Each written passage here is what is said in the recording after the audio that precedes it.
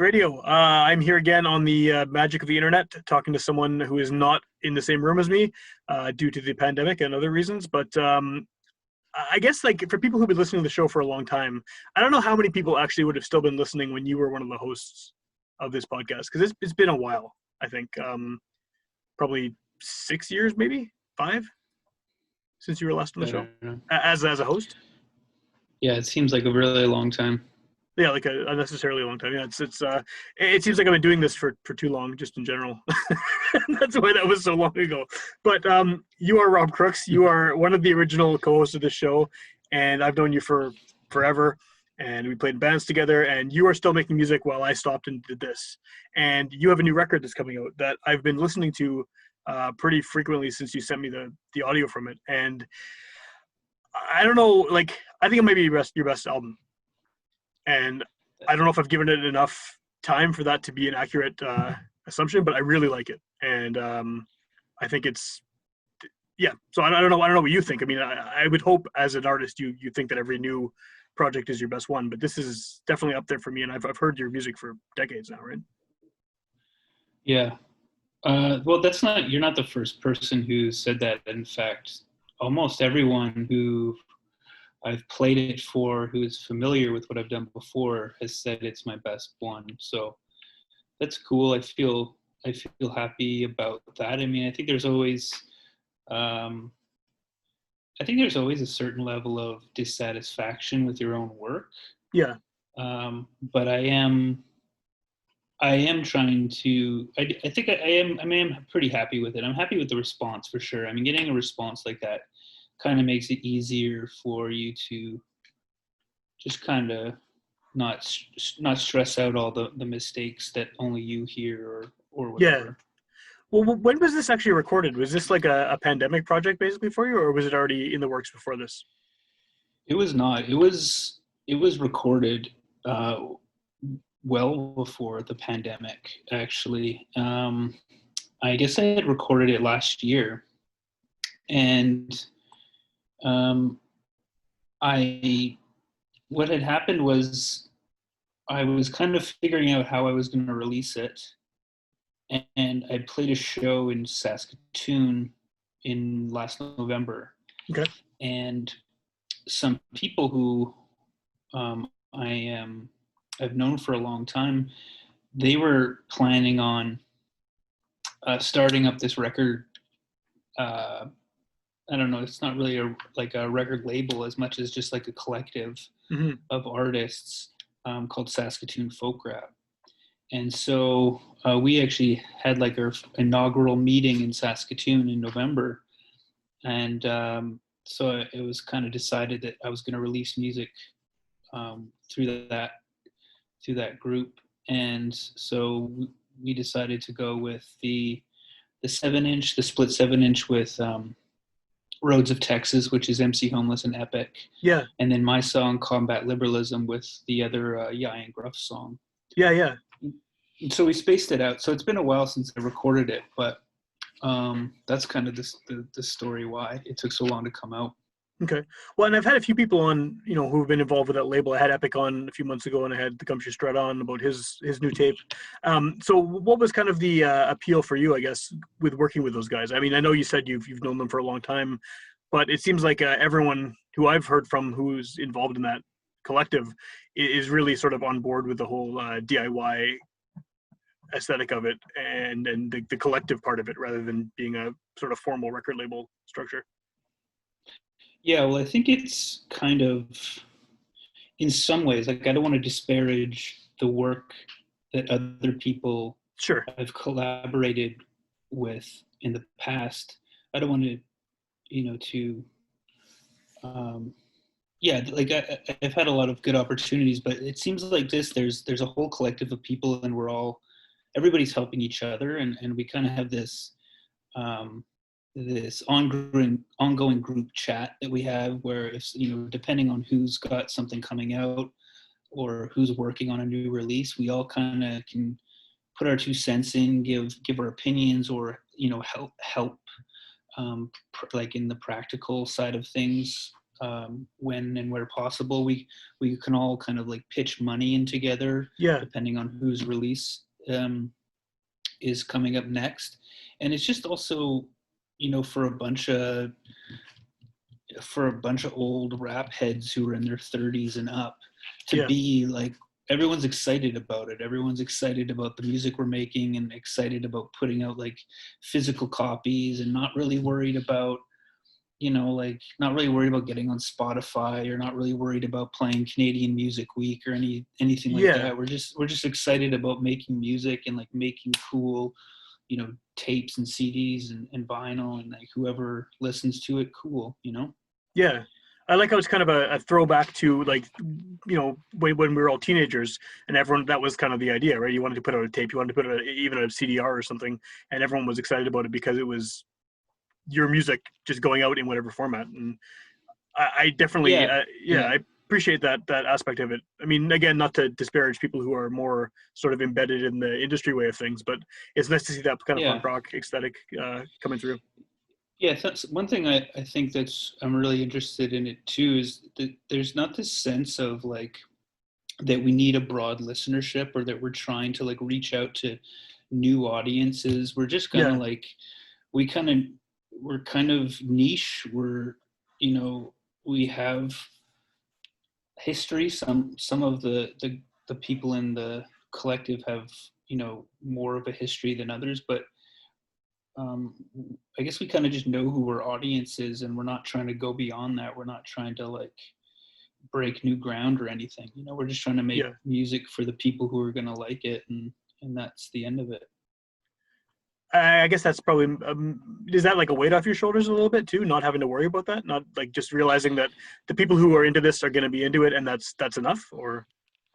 Yeah, well, I wish you know, I think rationally I might have known that in the past, but I think there was always kind of this weird drive to try to get people, you know, to reach a broader audience, you know, whatever that means in terms of like, I don't know, getting your music on Spotify, or you know, trying to get people who aren't necessarily just rap fans or like indie rap fans to listen to it. Yeah, I guess there was kind of, not only is there like a little bit of stress behind that, but there's also, you end up neglecting the people who are actually going to be your fans in the end, right? Sure. So I guess, that does take a little bit of pressure off, and it just, it feels much better to kind of have that more of a narrow focus. Yeah. Do you think that you've always kind of had an idea of who your audience is, like, you know, throughout all that time, and now it's just sort of, now you're just going to cater to them directly? No, I think I think I did at some point, but I think when I started becoming more experimental, like putting out Hearts, and then Nothing From Which Nothing Comes, like that kind of run of music there, I didn't know who my audience was, because especially with the last one that I put out on Disintegration, like that was probably the least rap-ish album I've put out. And I like it, I'm proud of it, but it's a good album for sure. But it was hard to know who the audience was for it, you know, because it wasn't really, most rap fans weren't going to like it, but also at the same time, people who were into post-punk or what other kind of vibes were on there, like that wasn't really the audience either, because it was still in a lot of ways like kind of entrenched in hip-hop culture, like in the sense that, like, you know, it was still sample based, there was still like some rapping on it, and so it wasn't really for, in a weird way, it wasn't really for anybody, you know. But that got a good reaction too, though, right? Like, I mean, that album was well received, as far as I remember, anyway. I don't know if anybody heard it. I don't. Right.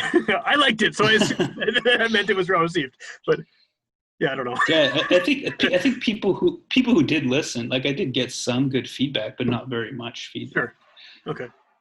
Well, no one told me that they thought it sucked, but I mean, you'd have to, why would you bother telling someone their album sucks? Yeah.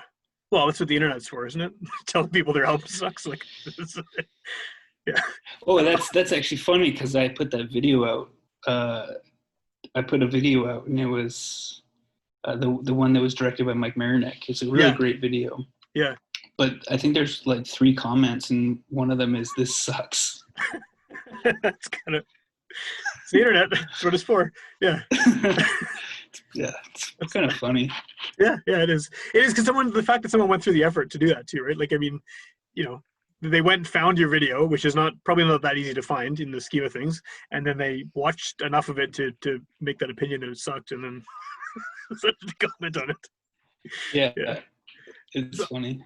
I think that, I told you this I think earlier, but I think the reason I like this new one so much is because it continues in the thread of the direction you were going with that kind of more experimental post-punk stuff. But then there's some very explicitly rap parts on the record. Like, it marries the two of them, I think, in a way that has worked better. I mean, I don't know if you agree, but then some of your previous records, like, it seems like they mesh well now, rather than sounding like, maybe in some cases before it would have been, oh, here's the one thing where he's singing and then here's the rap part. But this, I think, like, it's more cohesive. If that, Yeah, I think so, for sure. Like, I think with especially the last record, the one on Disintegration Records, sometimes it almost felt like the rap parts would be forced. Yeah. Where they didn't necessarily seem to be organic parts of the song, and I think because of that, even the rapping, in terms of like the lyrics, kind of suffered for it.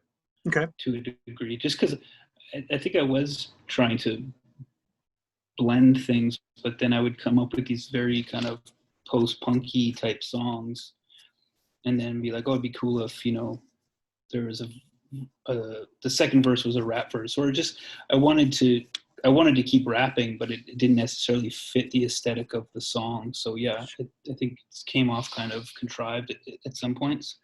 Well, I don't know if it came off contrived, like, as a listener anyway, but it came off as kind of like, broken's not the right word, but separate. Like they're two separate things you were trying maybe to fit together, rather than them just flowing seamlessly. And I think that this one, I'm not sure what you did differently, but they do flow seamlessly, and they, like, thematically and sonically and everything. It all seems to sort of it feels like part of a whole, rather than, oh, here's Rob rapping, here's Rob singing, here's the post punky stuff, and it whatever you've done, you've made it connect better, I think.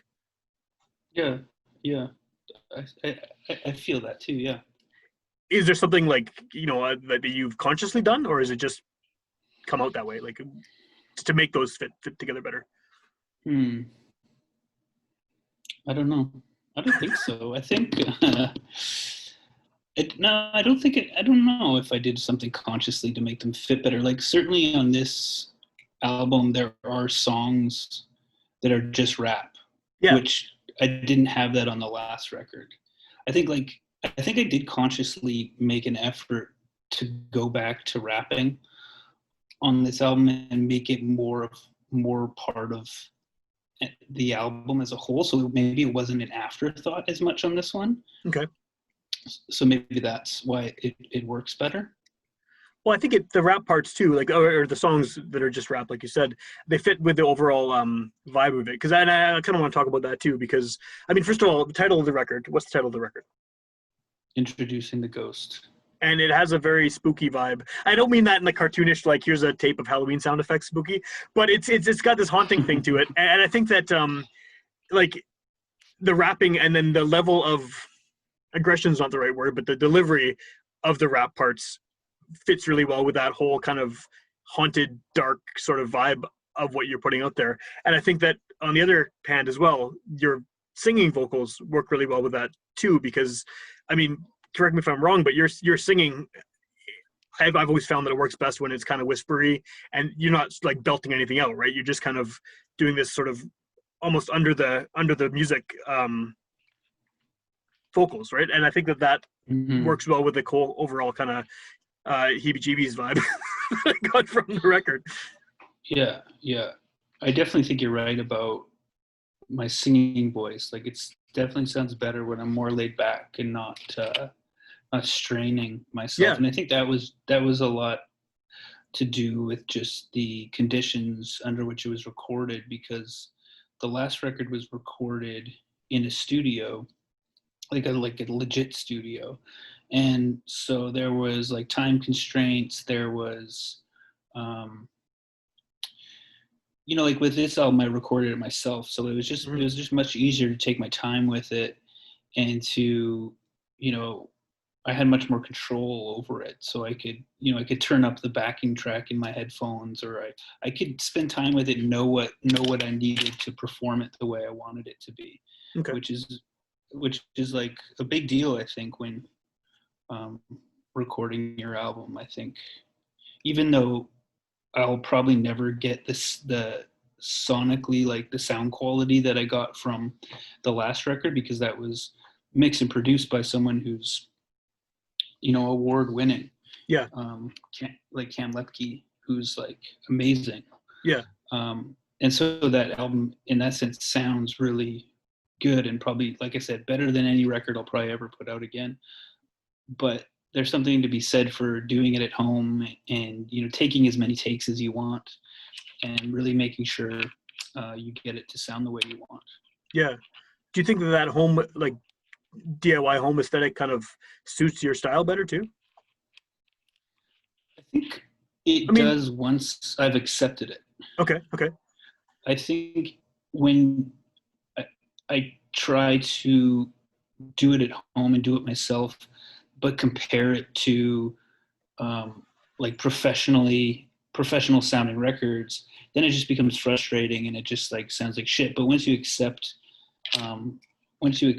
that it's got that DIY sound, then it's much more easier to accept. And I think I had to remind myself of my favorite records, and how my favorite records have never been the most polished sounding ones.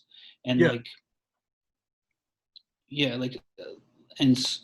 so I've just had to remind myself of that a lot, and just try to go for a vibe with the sound, rather than trying to get this really clear, full sound that you might get from a professional studio. Well, and a lot of the samples on this one too, you hear the record crackles and things like that, the kind of rawness to it. Yeah, so that's actually interesting, because that's something I did do on purpose, and that was something that happened during the process of making the album, because originally the way I had it was that I had filtered out a lot of the crackle, and then at one point I actually was so much against the crackle that I went and sampled the digital versions of the songs to avoid the crackle. And then at some point, thank God, I had this like revelation, like, what the hell am I doing? Like, I just accepted what my art form actually is, and I embraced it. And part of that was because I was reading Mark Fisher, about hauntology. Okay. And he has this essay called "The Metaphysics of Crackle," and he talks about like the importance of crackle, and he talks about the crackle as the sort of like the material, like manifestation of time on the song itself. Okay. And like it made me interested in other ways too, like in the sense that there's something about how everybody, like, 10 people, or I guess more than 10, like thousands of people could have the same record, but no one's going to have the same record crackle. In a sense, that record crackle is what makes your record unique. And it kind of reminds me of how, not to get too into this stuff, but in capitalism, one of the things, like one of the hallmarks of capitalism, is that it just creates these commodities that are all exactly the same. And it erases what makes commodities unique, insofar as it erases the production process of what created those commodities. So like when you go to the supermarket or the mall or whatever, and you see product on the shelf, you don't know where it was produced, you don't know where it was created. All you know is like the price of it. And in terms of just the price, it's kind of the same as every other commodity, because it can be reduced to a price. But somehow, like, having that record crackle on the record kind of recaptures that uniqueness and that individuality Yeah. of the music and the samples. So I thought that was really interesting. Maybe less so theoretical. I was also just listening to a lot of hip hop. Okay. And I just like I love the crackle and Yeah. Sorry, I'm blanking on the guy's name because I'm so tired. Kenny Siegel is Okay. this producer who I got really into. I was listening to a bunch of his albums. Like he's produced for Milo. He's produced for like Arm & Hammer. He's produced for Billy Woods. A bunch of different people, but Okay. oh, he just produced a new. Well, it's not new anymore because he's released a new one since. But the Serengeti album Ajay, which is like for sure top 3 album of this year for me so far. Cool. But I just love that there's he's not hiding that it's a sample. It's like you can hear the record crackle, and because you can hear the record crackle, you can kind of hear how it's made, right? So you're showing that those imperfections and those like cracks that make your product a unique thing that was made by an actual human in actual material conditions and all this stuff. Yeah. Well, I like the idea of that the sample is from your copy of the record rather than just the song in general. Like it is a cool way to think about it. Because I guess now it's so easy for people to just use the digital everything, right? I mean, that whole concept of sampling off actual records obviously still happens, but I imagine that a lot of people are just scrapping it completely because it's so much quicker and easier to just get a huge library of music and just clip out the part you want and all that. Yeah. Well, and especially because the younger generations that just never grew up with the turntable. Like sure.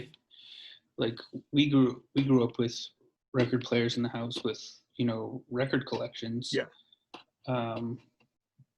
But certainly, like I work with kids making beats, like youth making beats and stuff, and like sampling vinyl to them is just like such an alien idea. But sampling YouTube is something that happens quite a bit. In fact, there's this one young guy that I worked with, and he showed me some of his beats on SoundCloud, and there was this record crackle at the beginning, and then like out of all his beats, there's always this record crackle at the beginning and throughout the song too. And I was like, oh, you sample vinyl? He's like, yeah, I sample vinyl. And then like after a pause, he's like, I sample vinyl rips off YouTube. So like people are ripping vinyl to YouTube, and then some kids are sampling it to get that lo-fi feel. And I think at one point, maybe like 10 years ago, I would have been like, oh, that's whack. But it's like, I get it. And like, records are so expensive now too. They're crazy expensive, yeah. Every time I go to buy records with the intent of sampling them, it's like I buy 3 records for $50, and I know.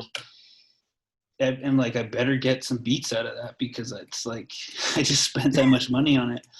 Whereas in back of the day, you just go to the dollar bin, right? You buy like whatever.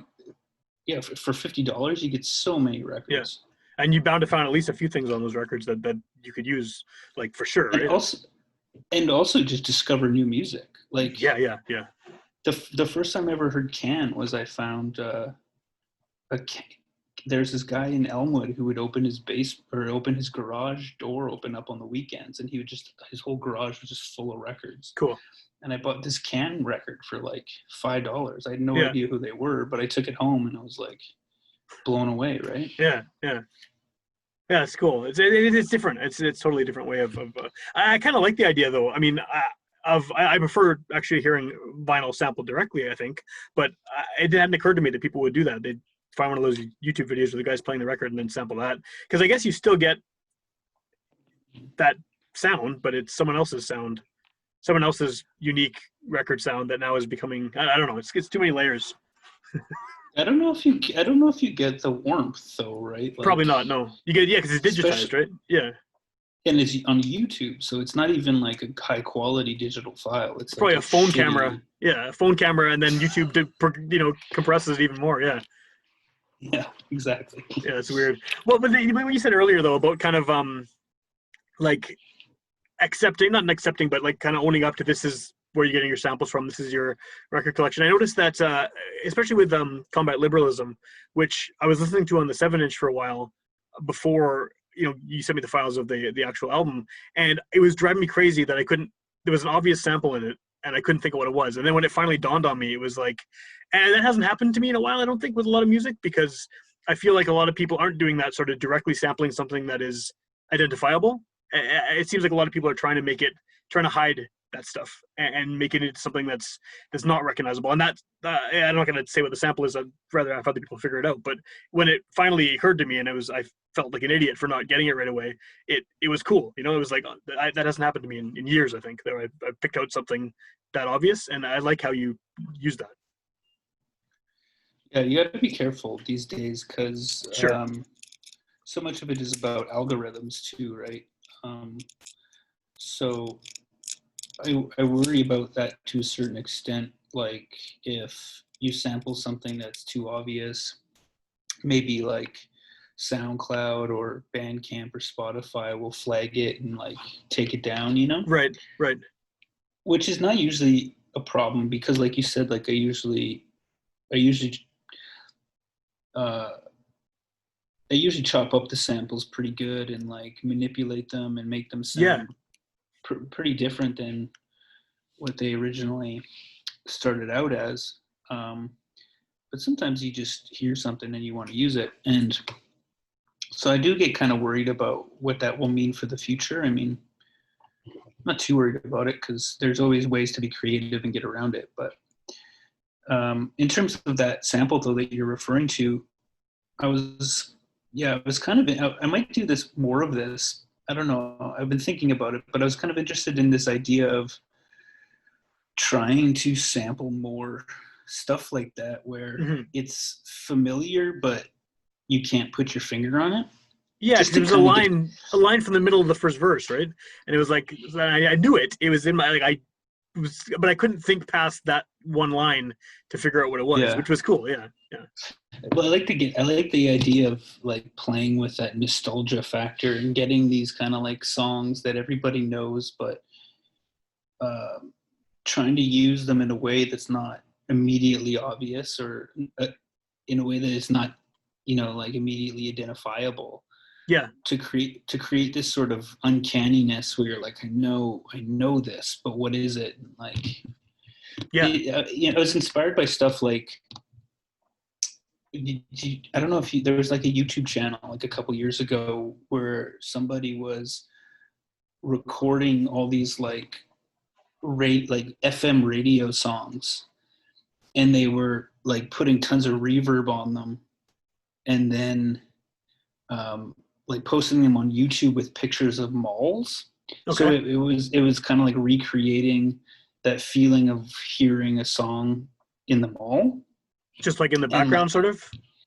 Yeah, exactly. And it was just like, and I had read, someone had wrote like a think piece about it, and about how it was trying to like recapture this like tactileness of sound, because like the way we usually consume music now is like only through like headphones and earbuds and stuff.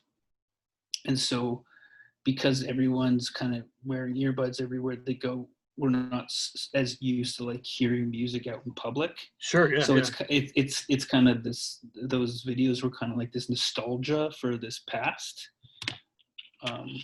So I just found that really interesting, and was kind of thinking of ways where I could try to do that too. And I thought maybe like sampling kind of obvious songs, but in unobvious ways could be really cool.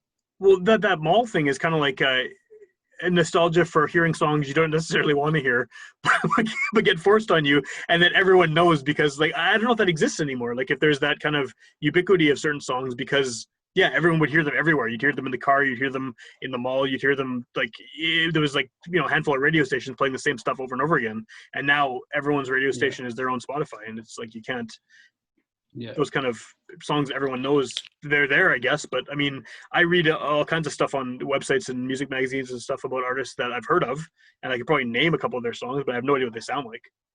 And these are Right. people who've sold like millions of records, and it's like, 20 years ago I would have known the song, even if I hated it. Yeah. Maybe that's just because we're getting old too, though. Oh, probably. I went to not Shoppers Drug Mart, whatever, Canadian Tire or some shit like that. Yeah, yeah. And I was walking around for a while, and at some point I just realized I had no idea of any of the songs that were playing. Yeah. I just felt like an alien or something. Yeah. Like landed on a different planet. Yeah, I know the feeling for sure. Well, I feel the same way because my oldest kid is in middle school this year, which is the same. We started a band, our first band in junior high, and that kind of set us off in some way on these directions we're in now, right? And so the stuff that she listens to, I don't even know. Like, I have no frame of reference for any of these artists are. It's like stuff she finds on YouTube videos about other things, and it's the background music, and then she looks up the artist, and I haven't heard of a single one of them, and like it's very alien to me, and it just reminds me of when we had a band when we were 12 years old, and it's like the stuff we were listening to at the time seemed so, oh, everyone knows these songs. We're listening to what was popular, but I don't think there is a what's popular anymore. I think it's what the kids are into that dictates what they listen to, whether it's if they're into video games, there's music that's related to that or music about that comes through that wouldn't have happened when we were kids. You weren't about to listen to the Mario Brothers soundtrack on your Walkman like in 95.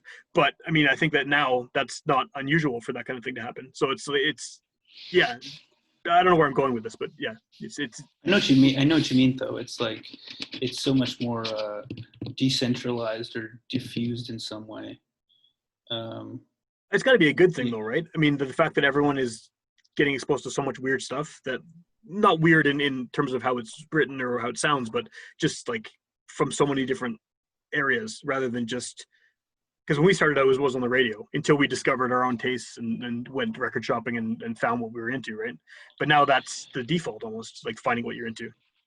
Yeah, I mean, I don't know enough about it to say whether it's good or bad, but another consideration is what this has done to like local music scenes, where there was a point, where like there would be regional scenes and like regional hits. Totally, yeah. So like the hits in the southern states wouldn't be the same as the hits in Western Canada, and yeah, like it's a race now. I think it's gone now. It's a race. Yeah, like I don't know, are there these regional sounds that develop, because it seems like so much of like music communities also happen online as well. Yeah. But I mean, that's a really good question, actually. Yeah. I don't know if that's a bad thing or not, because there's still scenes. They're just not necessarily like regional. Right. Like the guy in Buffalo is going to hear the same stuff that a kid in Winnipeg is going to hear because they're on the same websites or on the same blogs or whatever. Exactly. So it might evolve parallel. And they can collaborate now because they can send files back and forth, right? So right, and then get a third guy in England or something, and then that, yeah. Exactly, yeah. Yeah. Well, what does that mean for? I mean, okay, going back to the label, the Saskatoon Folk Rap. I mean, that's even the title of the thing. It's definitely situating itself with a regional sound, and I mean, there's a lot of people involved in the collective, but from the few that I'm familiar with, yourself and BJ and Epic and that kind of stuff. I mean, it sounds like prairie rap to me, and I don't know if that's just because I have listened to that stuff for such a long time and I know some of you guys and I associate it with that. But I mean, I don't know. I feel like you're all doing different things, but there's something regionally. There's like a locator somewhere in the music that pins it to this part of the country. Yeah, and I think that's intentional to a certain degree, and I think we want to relish in that and to perpetuate that. But we were also like, we have people from the States who are involved. We have people from Toronto, from Vancouver. We have a couple of people from overseas who are involved as well. Yeah. I think we all have the what we have in common is that we all are very influenced by Canadian rap and like Canadian prairie rap, to be specific. So we have that in common, and I think we're trying to preserve that. But at the same time, we're you know, in some sense, multinational. Sure. Well, I often wonder too if like my conception of what is a regional sound is just biased by the fact that I live here and I've spent pretty much my entire life in this part of the country and part of the world. And maybe, because the reason this came up recently is I was interviewing a guy who plays for the Bombers, who is also a musician. And he's playing music while their season is not happening. He's trying to pursue that career. And he's from California, and he's living in Winnipeg all year round right now, but he described this region as the Midwest, which I always think of the Midwest as describing a part of the U.S., and I've never really considered Canada or even our part of the country to be part of that larger thing. And this is a guy from another part of that country who's now seeing it as part of like a collective grouping of states and provinces that it never even occurred to me that someone would connect us with that part of the U.S. and maybe there is a connection to it. It just was being stuck in Manitoba. I've never really thought really beyond, maybe over to Saskatchewan or over to Ontario or something, but never really comparing us to what's below, if that makes sense. Yeah, I mean, like it'd be hard to say like that there's, I mean, just thinking in terms of rap music specifically, it'd be hard to say that there's like a connection between the rap happening in Winnipeg or the rap, like the history of rap in Winnipeg and like the sound of like St. Louis. Sure. Yeah. They're definitely drastically different. Yeah. But there could be some connections between like, Minneapolis to a certain degree. And like, I think in terms of other genres, maybe it makes more sense because I don't know how true this is, but don't some people call like Winnipeg the Nashville of the North? Yeah, I've heard that as far as like the country and roots stuff. Yeah, but is Nashville Midwest? I don't know. I don't know anymore. Like, I can't figure it out. There's too many hockey teams now that I used to know it when there was like 21 teams. I knew what everyone was regionally, and now it's just that's my frame of reference for the States is what teams they have, which is probably bad that I'm like almost 40 years old at this point, and then I don't know I don't know where Nashville is. I mean, I know where it is, kind of, but yeah, it's in Tennessee, right? Yeah. I drove to Kansas City a couple years ago. Isn't there two Kansas Cities? Yeah, I think they're the same city. They're just on. They just like straddle the state line between Missouri and Kansas. Okay. But I think it's the same city. I was never sure about that. But anyway, sorry, go on with your story about Kansas City though. I mean, driving down there, you can see some similarities to Winnipeg. I mean, it's still like this, like the States, right? It's still like kind of a little bit more intense. Yeah, everything's a little more intense. Yeah, but you can still kind of see some like, similarities, I guess. Yeah. Between some of those weird fucking cities. Yeah. Well, that's what Winnipeg is, though, right? I mean, to probably everyone who's not from here, we're just one of those weird cities too. Yeah. I think. Yeah. So I don't know. We're weird, but yeah. So with the record, when's it actually coming out, and what formats it will be available in and all that? It's coming out October 6th, and it's coming out digital via Bandcamp. It's coming out on cassette, on CD, and 10-inch vinyl. Oh, right. Yeah, 10-inch, which is really strange. Although I actually just bought a 10-inch from another local guy too, like yesterday. So 10-inch is a thing. I have very few of them. It seems like I have a ton of like 12-inch LPs and then a bunch of 45s, and then 10 inches I have like 3 of them. But yeah, it's I have a few 10 inches. It's like an underappreciated format, I think. Yeah, I like it because it's like perfect. It was the perfect size to fit my album on, and yeah, I don't know. It's cool. It's a little bit more than just like a single, but it's not like a full LP. Yeah, I guess so. I mean, it's It's different anyway. What I mean, obviously the pandemic's happening right now. Like, no one's playing any shows or anything for the foreseeable future, especially now that Manitoba's gotten considerably worse with our daily count here. But what is sort of the plan behind this album? Are you hoping that you can play a bunch of shows or tour or anything behind it, or are you happy just kind of releasing it and kind of seeing what happens? Yeah, I want to play shows. I have plans to tour when things are. I mean, if things go back to relatively to normal, I don't know if they will or Yeah, not. Who the I hell don't know knows? either. Yeah. But I actually had a flight booked to Europe to play some shows right Oh, as cool. COVID hit, and then so they gave you the option of either canceling and getting a refund or postponing your trip. Okay. And I decided to postpone because I still had planned to go there and play those shows.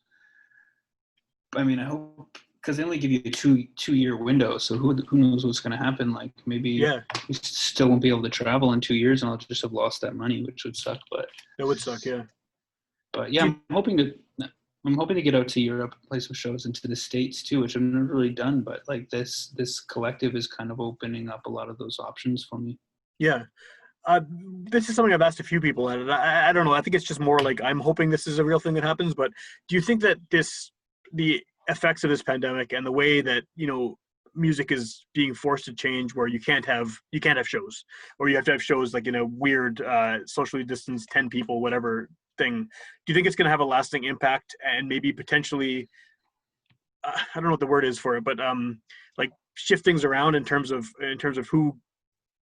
in terms of independent artists and DIY artists and their ability to kind of get a leg up, because right now everyone's at an even strength. Obviously, big mainstream million selling artists are still getting those listeners on Spotify and all that stuff, but they can't play shows either. They can't sell merch. They can't do any of that stuff. Do you think that this will affect things in any way long term, or will it just go back to the same old situation once things die down?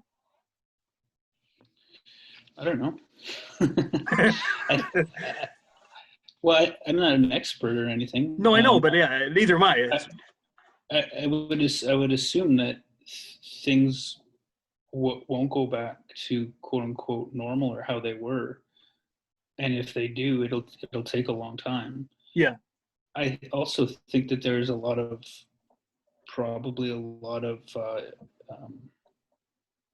like the larger acts and even some of the like more mid-size acts who may be even more desperate will probably still have to push to play shows to as many people as they can as soon as they can, because Yeah. If it's their livelihood, they're not going to, from what I understand, you can't make money or you can't make a living off of Spotify plays, right? So you get like 35 cents a year or something. Yeah. Yeah. So I think that people will probably be pushing to play shows again. But I think you're right that it has opened up some cool possibilities. I personally want to get back to playing shows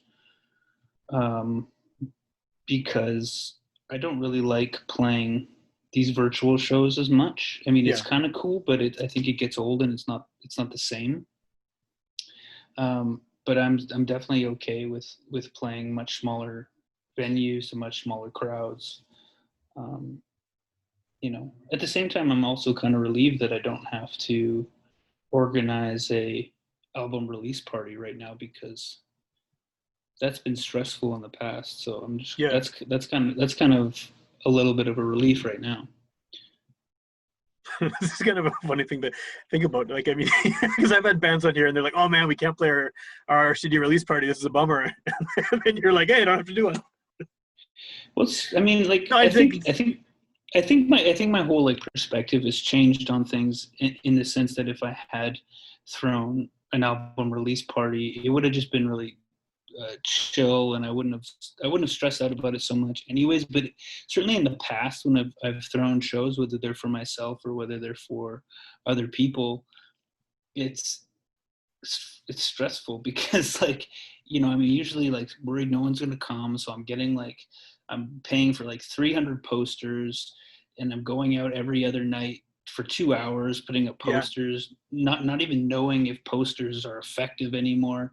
And then like you're trying to tell people, you're trying to like promote it on Facebook, and you're trying to like do that balance between like letting people know it's happening but not being annoying. And it's just and then like the day comes and you're just like, you get to the venue and you got to make sure all the artists are there. You got to make sure like the sound check goes right. You got to make sure. And then if you're playing that show, you got to like rehearse and do all this stuff. So it's just you're just so busy leading up to it. And then like that like waiting period between like 9 o'clock and 11 o'clock when like people start to come in, you're like, oh my God, like what if no one comes and I just lost a bunch of money? And it's just like, it's fucking stressful. So yeah, I'm glad that I didn't have to deal with that right now.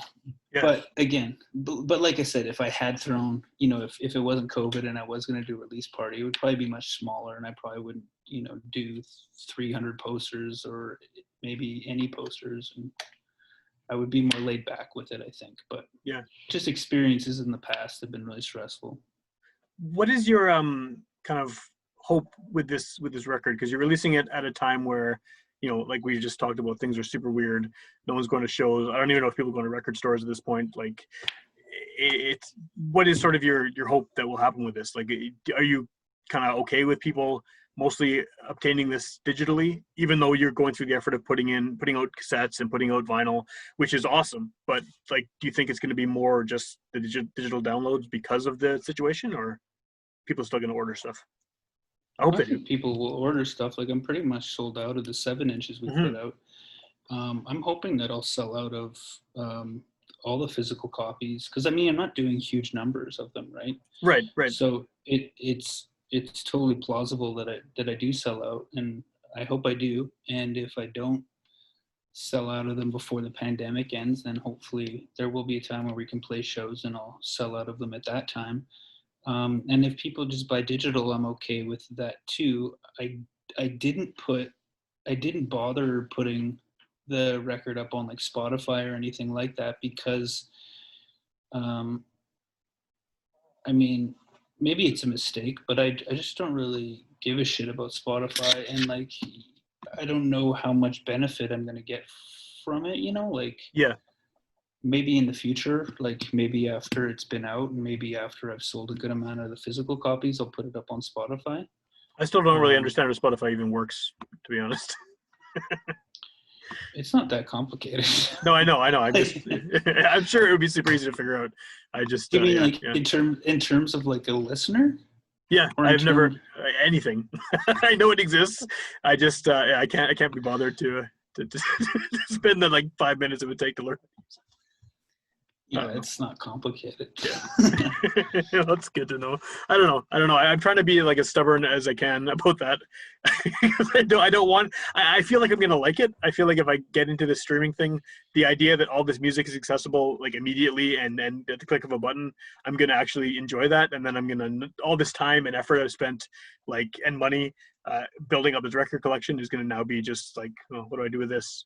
So I'm avoiding it for that reason. I think, I mean, there's something we didn't talk about too with making physical copies, where there's, I think, an attempt to make things more like to make them less disposable, you know? Yeah. Because, yeah, like if I had Spotify too, like I feel like I would just listen to like every album once, you know? Yeah. Which would be cool, but at the same time, like I still really like to get in, like to buy an album and then like listen to it a bunch and really try to like, you know, explore every nook and cranny of it if it's good. Yeah, we have like my wife and kids use Spotify, so we have it in the house, and we have one of those Google Home things you talk to and you tell it what to play. And so every once in a while, I will use that thing, and I always just tell it to play Bad Brains. That's like literally all I've listened to using Spotify is stuff I already have, and so I'm not I think I'm doing it wrong. I'm not reaching out and trying to get exposed to new shit. I'm just like, play Rock for Light again. Yeah. I don't know, but Let's just before we wrap this up, you want to just remind everyone where they can hear your stuff right now and where they're going to be able to get the record once it comes out October 6th? Yeah, it's robcrooks.bandcamp.com. I don't imagine there will be too many of this, but if you're in America and you want to order physical copies, go to audiorecon.bandcamp.com. Okay. And there's actually also a label out of Germany that's going to be doing some cassettes in German. That's really cool, yeah. Yeah. Cassettes, so like cassettes in German, how? Like, you're not singing in German, are you? Yeah, I did the whole album in German. Are you serious? No, I didn't do that. He's just gonna I don't know. Like Monty Python did that. They did a whole series in German by just phonetically learning the right. Like it's possible. I don't know. Didn't the Beatles do that? Who gives a shit? Yeah. No, that would be cool to do. I just like the idea that you immediately thought that is something I did. Well, I don't know. That would be cool. I feel like I would do it if someone gave me the option. If I had a record and someone said, "Can you re-record this in German?" and if I had the time and the technology, I'd be like, "Yeah, sure." Just like write out what it sounds like I'm supposed to say. I'll redo it. I can just redo this podcast in German. Yeah. I don't know. Yeah, fair enough. That would be cool, I guess. But no, it will be the same music, but there will be some German writing on the the cover. Which is kind of a cool thing to have, I guess. Are you going to at least get a copy of the German release, like for your own? Maybe interest? If I go to Germany, I don't know if I'll, because like the idea, of course, is that shipping costs so much, right? Yeah. So it's good to have someone in other countries willing to do it, so that you don't have to pay $20 to ship a tape to Germany. Yeah. Yeah, I've been toying with the idea lately of just buying a bunch of tapes and making a really weird tape label that releases things like 5 copies of each thing. If I ever do that, maybe I'll have to do like one of the copies in German or in a foreign language, one of the 5 copies of whatever it is. Yeah. You should redo a Mouthboat album in German. That'd actually be amazing. It's a really good idea. All right. Anyway, I'm gonna cut this like earlier when it made sense to end it, so I'm not gonna keep all this shit about it. But yeah, this is good. This is good conversation. I can't believe I actually did think it was going to be in German, but